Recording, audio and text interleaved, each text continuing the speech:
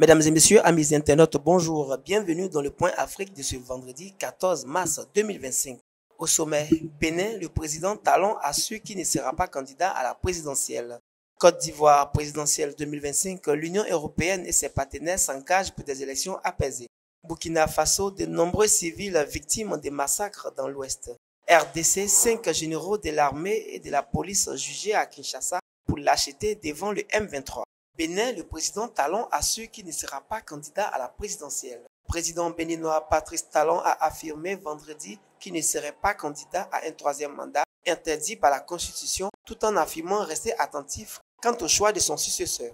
Une énième fois, je vous le redis, non, je ne serai pas candidat, a déclaré M. Talon dans un entretien aux médias Jeune Afrique. Cette question m'agace. J'ai moi-même renforcé la Constitution pour stipuler que nul ne pourra exercer plus de 2 mandats dans sa vie. Patrice Talon est à la tête du Bénin depuis 2016 et arrivera en 2026 au terme de son second mandat. Côte d'Ivoire présidentielle 2025, l'Union européenne et ses partenaires s'engagent pour des élections apaisées.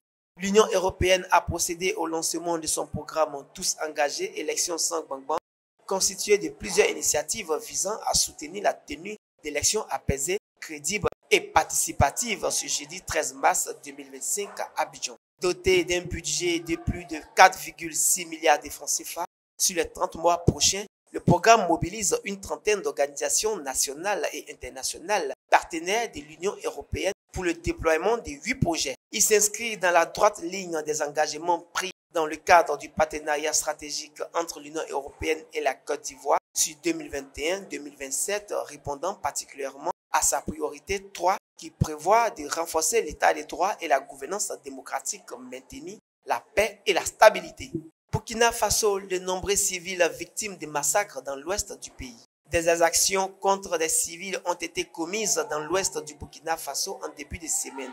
Entre Bobo-Dioulasso et Nouma, plusieurs villages ont été razziés par les forces militaires burkinabées. Les images qui circulent sur les réseaux sociaux sont très dures. Des hommes armés enjambent des dizaines de corps, soit ligotés, soit abattus, sans autre forme de procès. Couché à même le sol contre un de ses parents, on aperçoit un bébé de quelques mois qui semble hurler à gorge déployée, la bouche dans latérite.